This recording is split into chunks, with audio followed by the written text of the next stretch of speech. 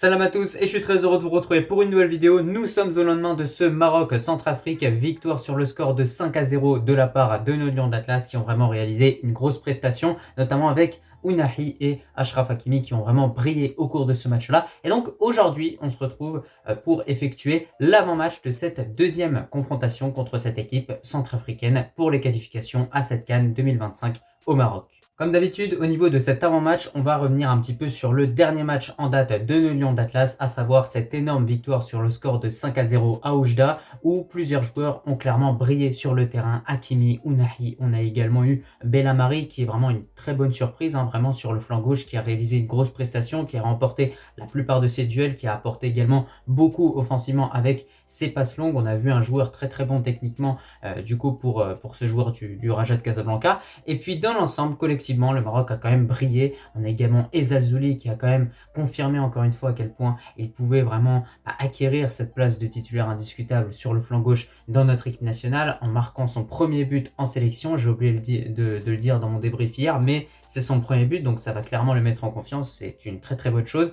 Derrière, on a eu également bien évidemment une défense plutôt solide dans l'ensemble. Le Maroc n'a pas été inquiété au cours de ce match-là. On a pu voir qu'au niveau de l'animation offensive concernant notre équipe nationale, c'est toujours les mêmes choses qui étaient un petit peu proposées. Bien évidemment, on essaye avec des passes longues d'aller chercher sur les côtés pour ensuite directement centrer avec beaucoup de présence dans la surface de réparation. Et c'est réellement ce que j'ai trouvé positif, c'est justement cette présence dans la surface de réparation qui était beaucoup plus conséquente par rapport aux autres matchs où souvent on voyait qu'il y avait des centres qui n'arrivaient pas parce qu'il y avait personne qui était là réellement pour les reprendre. Là cette fois-ci on a Ayoub El Kaabi, Ounahi, Amrabat, tous ces joueurs là qui effectuent un dépassement de fonction et donc forcément ça permet derrière à notre équipe nationale de se procurer plus d'occasions et d'être plus efficace offensivement. Et surtout, moi, ce qui m'a plu au niveau de ce match, je vais vous le dire, c'est que dès que le Maroc inscrit un but, le Maroc enchaîne. Et ça, c'est quelque chose que j'ai remarqué depuis plusieurs années. Et donc, il faut vraiment continuer dès qu'on marque un but, on continue d'attaquer pour marquer un deuxième, un troisième, un quatrième. Il ne faut pas s'arrêter, il ne faut pas se mettre à défendre. Et je pense que ça, c'est quelque chose qu'on doit vraiment appliquer avec l'ensemble des équipes qu'on va affronter. Voilà, si on affronte l'Égypte, on marque en premier. Il faut continuer d'attaquer sur les buts égyptiens pour réellement se mettre à l'abri. Même cas de figure si on affronte la Côte d'Ivoire ou le Sénégal ou même d'autres grandes nations africaines. En tout cas, bien évidemment, de votre côté, n'hésitez pas à me dire directement en commentaire ce que vous en avez pensé de cette prestation de la part de nos Lions. Mais moi, dans l'ensemble, comme je l'ai dit, avec ce 5-0, je suis satisfait de leur prestation. J'attends de voir maintenant ce que notre équipe en réalité vaut contre des cadors en Afrique, parce que pour l'instant, on n'a pas affronté des grosses équipes avec ce Maroc de Brahim Diaz. Mais sans Hakim Ziyech et Brahim Diaz, sortir ce match-là, je pense qu'on a de quoi être satisfait, ça c'est clair et net. Juste avant qu'on continue avec ce petit avant-match, je t'invite à t'abonner, à liker et à commenter cette vidéo et un très grand merci à l'ensemble des personnes qui feront ça. Deuxièmement, dans cet avant-match, on va passer à la composition que j'aimerais voir pour affronter cette équipe centrafricaine. On commence directement au poste de gardien avec Mounir qui va tout simplement remplacer Yassine Bounou qui est sorti sur blessure. Malheureusement, on lui souhaite un bon rétablissement, Inch'Allah. Mais concernant Mounir, ce que je remarque de plus en plus, c'est que dès qu'on fait appel à ce gardien-là, il est capable de répondre présent et de sortir les parades qu'il faut. On l'a vu à plusieurs reprises durant ce match-là. Il a été inquiété sur quelques frappes, mais à chaque situation, il a réussi à bien les gérer. Donc c'est vraiment un excellent gardien qui d'ailleurs évolue dans la Botola Pro, dans le championnat marocain, du côté du RS Berkane. On continue désormais avec la défense à 4. Et vous me connaissez, on ne va pas changer les bonnes habitudes. Achraf Hakimi à droite, à gauche, Adam Aznou, charnière centrale, Abkar, Aguerd. Donc voilà, on retrouve une défense qu'on connaît très très bien. Moi j'ai envie de voir maintenant une deuxième fois Adam Aznou qui m'a vraiment bluffé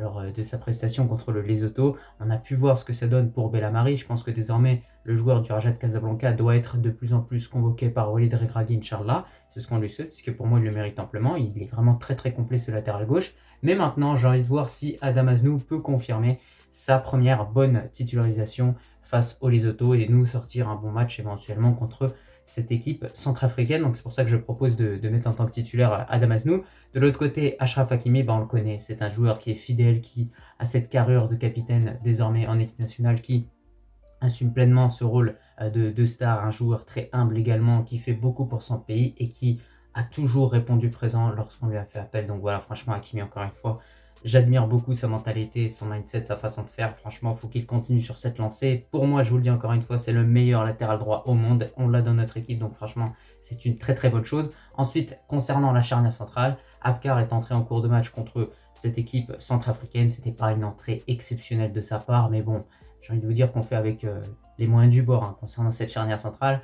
Aguerd, bon, c'est pas non plus super rassurant en équipe nationale. Autant en club, ça se passe bien du côté de la Real Sociedad, mais en équipe nationale, c'est pas top top. Donc concernant la charnière centrale en ce moment, je vais pas vous mentir, je trouve que les défenseurs marocains sont pas au top du top. Mais bon, au final, on n'a pas besoin d'avoir une bonne défense pour affronter une équipe comme la République centrafricaine. Donc voilà, concernant un petit peu mes choix au niveau de cette défense, n'hésitez pas également à me donner vos 11 dans les commentaires. On va directement maintenant se tourner avec le milieu de terrain et on va rester dans un 4-2-3-1. Donc on a deux milieux centraux. Ounahi Amrabat, je ne change pas ce duo qui fonctionne depuis des années désormais. On a le milieu récupérateur Amrabat avec ce rôle bien évidemment de couverture avant la défense et on a Ounahi qui est clairement dans cet aspect créativité qui participe à l'élaboration, à la construction d'occasions du côté de cette équipe marocaine qui n'hésite pas à prendre sa chance de loin et ça a payé parce qu'il a inscrit 2 buts contre cette équipe centrafricaine. C'est vraiment un match référence pour ce joueur-là, notamment avec également le match qu'il a pu réalisé lors des qualifications à la Coupe du Monde 2022. Et sachez-le, en 9 minutes, Ounahi a inscrit 2 buts et a délivré une passe décisive. Donc cette statistique, elle est juste énorme. Elle vous montre à quel point ce joueur-là est vraiment talentueux. Donc j'espère qu'il aura un meilleur futur en club. Mais moi, j'ai encore envie de le voir, honnêtement, vu le niveau qu'il propose. Je pense que désormais, il a assuré sa place de titulaire durant les prochaines années, ça c'est clair et net. On voit qu'il y a vraiment, ça n'a rien à voir le Ounahi en équipe nationale et le Ounahi en club. On avance d'un cran avec le milieu offensif et en tant que milieu offensif, j'ai envie de titulariser un joueur qui n'a pas du tout eu de temps de jeu ces derniers temps avec notre équipe nationale, Saibari, qui n'est pas forcément dans la meilleure de ses formes avec le PSV. On sait qu'il a été critiqué parce qu'apparemment il avait pris du poids. Moi, j'ai envie de voir ce genre-là évoluer. Je pense qu'on ne le met pas assez en avant parce que, croyez-moi, il est vraiment talentueux. Il a pu montrer son talent à plusieurs reprises. Il y a eu un but qu'il a inscrit en Ligue des Champions contre la Juve. Donc voilà, franchement, Saibari, je trouve qu'on le laisse trop de côté et je trouve ça dommage.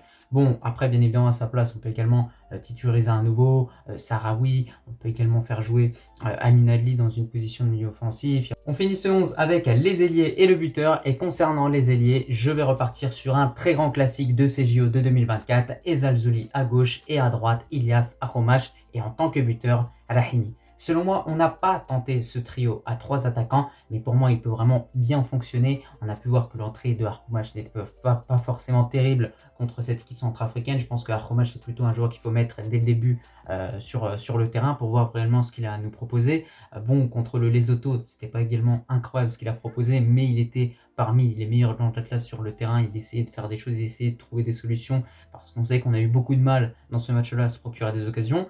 De l'autre côté, Ezalzouli confirme, pour moi il fait partie des meilleurs joueurs de notre équipe nationale en ce moment, que ce soit en club ou que ce soit avec le Maroc, on a un joueur qui est vraiment à son prime. J'ai jamais vu Ezalzouli à un tel niveau, il faut le dire, au bout d'un moment il faut vraiment être crédible un minimum.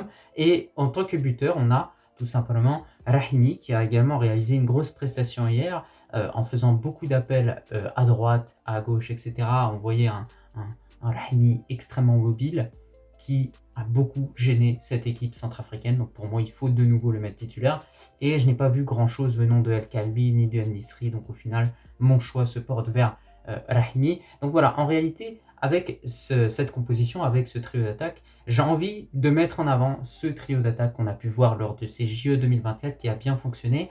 On l'a toujours pas vu en réalité, ce trio d'attaque, depuis la fin de ces JO 2024. Et je pense qu'il faudrait le mettre en avant contre cette équipe centrafricaine, sans oublier bien évidemment que en cours de jeu, à la mi-temps, à la 70e minute ou à la 60e minute, moi en tout cas, si ça ne tenait qu'à moi, je ferais entrer Sahraoui, je ferais entrer également Reda Belayan au milieu de terrain, je ferais rentrer les nouveaux joueurs afin qu'ils puissent vraiment amplement s'intégrer dans l'équipe nationale, puis surtout enfin voilà, ce type de confrontation qui n'a réellement aucun enjeu, ça sert à ça sert vraiment à tester des joueurs, à tester des nouvelles choses.